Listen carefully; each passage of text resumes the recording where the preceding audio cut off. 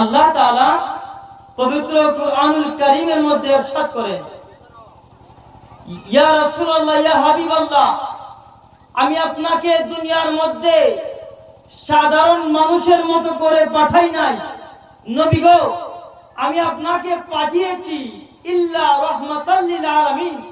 ইয়া রাসূলুল্লাহ, গোটা কুল কায়নাতের মধ্যে রহমত হিসাবে আমি আপনাকে পাঠিয়েছি। সুবহানাল্লাহ বলেন। এজন্য আমার নবী রহমত, আমার নবী রাহমাতাল লিল আলামিন। কথা বলেন ঠিক কিনা? আমার নবী কে পেয়ে আমরা খুশি, যারা আমরা আশিক রাসূল, আমরা যারা ঈমানদার, আমাদের ভিতরে যাদের ঈমান রয়েছে, যাদের প্রতি, যাদের অন্তরের ভিতরে নবীর ভালোবাসা রয়েছে, যারা ঈমানওয়ালা, তারা নবীকে পেয়ে খুশি। কথা বলেন ঠিক কিনা? নবীকে পেয়ে খুশি, কারণ আমরা সব সময় খুশি। কোন কারণে খুশি? যখন আমার কামলেওয়ালা নবী দুনিয়ার মধ্যে আগমন করেন, তখনও আমার মায়ার নবী উম্মতি উম্মতি বলে দুনিয়ার মধ্যে আগমন করেন। যখন আমার নবী এই দুনিয়ার মধ্যে 63টা বছর কাটিয়ে দিয়েছেন, আমার কামলেওয়ালা নবী কোনো সময় বলে নাই তার স্ত্রীর কথা, কোনো সময় বলে নাই তার মা বাবার কথা, কোনো সময় বলে নাই তার আত্মীয় স্বজনের কথা। আমার কামলেওয়ালা নবী একমাত্র উম্মতের চিন্তায় আমার নবী 63টা বছর কাটিয়ে দিয়েছেন। সুবহানাল্লাহ বলেন। আমার নবী উম্মতের চিন্তায় 63টা বছর কাটিয়ে দিয়েছেন।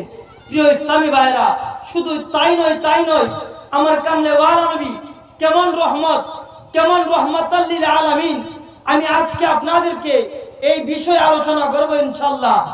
আমার নবী দুনিয়ার মধ্যে আগমন করেন উম্মতি উম্মতি হিসাবে, দুনিয়ার মধ্যে 63টা বছর কাটিয়ে দিয়েছেন উম্মতি উম্মতি বলে। আমার কামলেওয়ালা নবী যখন দুনিয়ার মধ্যে থেকে বিদায় নেবেন, ওই সময় ইমাম হুসাইন রাদিয়াল্লাহু তাআলা আনহুকে ডাক দিয়ে বলে, এ ইমাম হুসাইন, এ হুসাইন, শুনো শুনো, তুমি আমি নানা জানের উম্মতের জন্য তোমার গর্দানকে দিয়ে দিবা। সুবহানাল্লাহ বলেন না? ওই সময় যাওয়ার সময়ও আমার কামলেওয়ালা নবী উম্মতের জন্য পেরেশান রয়েছেন। শুধু তাই নয়, যখন আমার আল্লাহ তাআলা কাল কিয়ামতের কঠিন ময়দান কায়েম করে দিবেন, হাদিসে পাকের মধ্যে রয়েছে, আমার আল্লাহ তাআলা যখন কিয়ামতের কঠিন ময়দান কায়েম করে দিবেন, ওই কিয়ামতের কঠিন ময়দানে সকল মানুষ দল বেঁধে বেঁধে উঠবে। বাবা আদম আলাইহিস সালাতু ওয়াস সালাম জান্নাতের মধ্যে যাবে, জান্নাতের দরজার মধ্যে কড়া দিবে জান্নাতে ঢোকার জন্য। আদম আলাইহিস সালাতু ওয়াস সালাম যখন জান্নাতের মধ্যে প্রবেশ করতে যাবে, জান্নাতের ফেরেশতারা আদম আলাইহিস সালাতু ওয়াস সালামকে বাধা দিবে, আপনার নাম কি, আপনি কোথায় থেকে এসেছেন?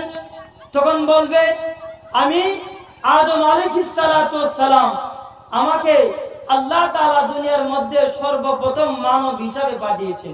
সুবহানাল্লাহ বলেন। তখন ফেরেশতারা বলবে, হে বাবা আদম, আপনার এখনো সময় হয় নাই, আপনি লাইনে যান। সুবহানাল্লাহ বলেন। শুধু তাই নয়, কাল কিয়ামতের কঠিন ময়দানে আদম আলাইহিস সালাতু ওয়াস সালাম বলবে, আদম আলাইহিস সালাতু ওয়াস সালাম, আপনি লাইনের মধ্যে যান। তারপর বাবা ইব্রাহিম আলাইহিস সালাতু ওয়াস সালাম আসবে, ইব্রাহিম আলাইহিস সালাতু ওয়াস সালাম জান্নাতের দরজার মধ্যে করে দিবে। জান্নাতের ফেরেশতারা বলবে, হে ইব্রাহিম আলাইহিস সালাতু ওয়াস সালাম, আপনার এখনো সময় হয় নাই। তারপরে মূসা আলাইহিস সালাতু ওয়াস সালাম আসবে, মূসা আলাইহিস সালাতু ওয়াস সালাম জান্নাতের মধ্যে করে দিবে। জান্নাতের মধ্যে করে দেওয়ার পর জান্নাতের ফেরেশতারা বলবে, হে মূসা, আপনার এখনো সময় হয় নাই।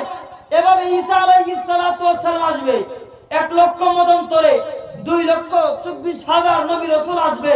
তারা আসার পরে তাদেরকে বলবে, হে নবী আলাইহিস সালাতু ওয়াস সালামগণ, আপনাদের এখনো জান্নাতে যাওয়ার সময় হয় নাই। তখন সমস্ত নবীরা বলবে, আমাদেরকে এখনো জান্নাতে যাওয়ার সময় হয় নাই। জান্নাতের ফেরেশতারা বলবে, কারণ জান্নাতের চাবিকাঠি আমাদের হাতে নাই। সুবহানাল্লাহ বলেন না? সমস্ত ফেরেশতারা বলবে, জান্নাতের ফেরেশতারা বলবে, জান্নাতের চাবিকাঠি হলো হযরত মুহাম্মদ রাসূলুল্লাহ সাল্লাল্লাহু আলাইহি ওয়াসাল্লামের কাছে। সুবহানাল্লাহ বলেন না। দেখেন আমার নবীর কত শান আমার আল্লাহ তাআলা দিয়েছেন। সমস্ত নবীরা তারা জান্নাতে যাওয়ার জন্য তারা পাগল পারা হয়ে গিয়েছে। জান্নাতের ফেরেশতারা ঢুকতে দেয় না। আর জান্নাতের ফেরেশতারা বলতে লাগলো যে হে আদম আলাইহিস সালাতু ওয়াস সালাম, হে নবী আলাইহিস সালাতু ওয়াস সালাম কোন? জান্নাতের ফেরেশতা জান্নাতের চাবি আমাদের হাতে নাই। জান্নাতের চাবি হলো হযরত মুহাম্মদুর রাসূলুল্লাহ সাল্লাল্লাহু আলাইহি ওয়াসাল্লামের কাছে। তখন সমস্ত নবীগণ দৌড়াতে লাগবে, সমস্ত নবীগণ আমার নবীর কাছে চলে যাবে। দেখেন আমার নবীর কত শান। আমার নবীর কাছে যাওয়ার পরে আমার নবী সাল্লাল্লাহু আলাইহি ওয়াসাল্লামকে দেখবে মাকামে মাহমুদের নিচে আমার নবী সিজদায় পড়ে রব্বি হাবলি উম্মতি, রব্বি হাবলি উম্মতি বলে কাঁদতেছেন। সুবহানাল্লাহ বলেন। আমার আল্লাহ তাআলা ডাক দিয়ে বলবেন হে ইয়া রাসূলুল্লাহ ইয়া হাবিবাল্লাহ, আপনার মাথা উঠান। সমস্ত নবীরা তাদের উম্মতকে ছেড়ে দিয়ে নিজেরা জান্নাতে যাওয়ার জন্য পাগল হয়ে গিয়েছে। আর আপনি এমন একজন নবী যে নবী আপনার হাতের মধ্যে জান্নাতের চাবিকাঠি, আপনার হাতের মধ্যে জান্নাতের চাবিকাঠি। আপনি বলতেছেন যে জান্নাতে যাব না আমার উম্মতকে ছাড়া। সুবহানাল্লাহ বলেন না। তো সেই নবীর দরকার আছে না নাই? আরো জোরে বলেন দরকার আছে না নাই? শুধু তাই নয়, দেখেন আমার নবী সাল্লাল্লাহু